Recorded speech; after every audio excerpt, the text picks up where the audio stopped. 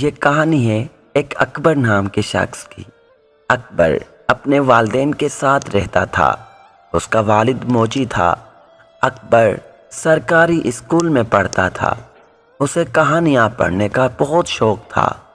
وہ ہر وقت سوچتا تھا کہ کاش میں کسی ملک کا راجا ہوتا، میں بہت امیر ہوتا، جو چاہتا وہ کرتا۔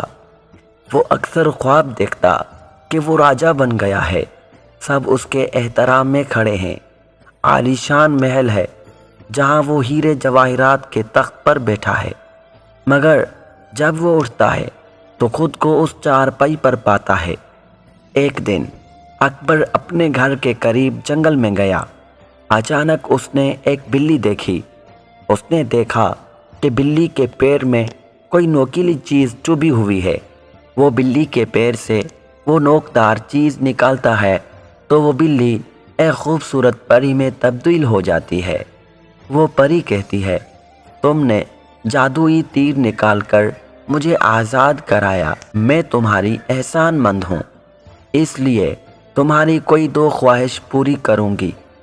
اکبر جلدی سے کہتا ہے کہ پری رانی، مجھے کسی ملک کا راجا بنا دو۔ پری نے کہا، آنکھیں بند کرو۔ اکبر نے آنکھیں کھولیں تو وہ حیران رہ جاتا ہے کہ وہ تخت پر بیٹھا ہے۔ سب درباری اس کے احترام میں کھڑے ہیں۔ ایک درباری کہتا ہے، حضور والا، آپ کے لیے کھانا تیار ہے۔ کھانا دیکھتے ہی اس کی آنکھیں پھٹی کی پھٹی رہ جاتی ہیں۔ اتنا لذیذ کھانا اس نے پہلے کبھی نہیں کھایا تھا، مگر اس کے ساتھ کئی مسئلے پیش آتے ہیں۔ لوگ اس کے پاس اپنے جھگڑوں کے فیصلے کرانے آنے لگے، مگر وہ درست فیصلے نہیں کر پاتا۔ زیادہ کھانا کھانے کی وجہ سے وہ بیمار رہنے لگا۔ اکبر نظام حکومت کو صحیح طریقے سے سنبھال نہیں پایا، اس لیے پڑوسی ملک کے بادشاہ نے اس کے ملک کی کمزور حالت دیکھ کر حملہ کر دیا۔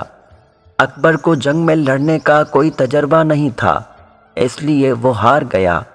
پڑوسی ملک کے بادشاہ نے اسے قید کر لیا۔ اسے لذیذ کھانے کے بجائے جیل کا باسی کھانا ملتا ہے۔ وہ اپنے والدین کو، اپنے گھر کو یاد کرتا ہے، جہاں پر اسے کوئی مشکل نہیں تھی، اس کی طبیعت ٹھیک رہتی تھی، اسے کھانے کو خالص غذا ملتی تھی۔ اسے پری کی بات یاد آئی۔ اس نے مشرق کی طرف منہ کر کے 3 تالیاں بجائیں۔ پری آئی تو اس نے کہا، مجھے پہلے جیسا بنا دو۔ پری نے کہا، آنکھیں بند کرو۔ آنکھیں کھولیں تو دیکھا کہ وہ اسی جنگل میں ہے۔ وہ جنگل سے سیدھا اپنے گھر چلا گیا اور شکر کرنے لگا کہ اللہ نے مجھے جس حال میں رکھا ہے میں اسی حال میں اچھا ہوں، اب پچھتاوے کیا ہو جب چڑیا چگ گئی کھیت۔ تو دوستو، آج کی اس کہانی سے آپ کو کیا سبق ملا؟ کمنٹ سیکشن میں اپنی رائے کا اظہار ضرور کیجیے گا۔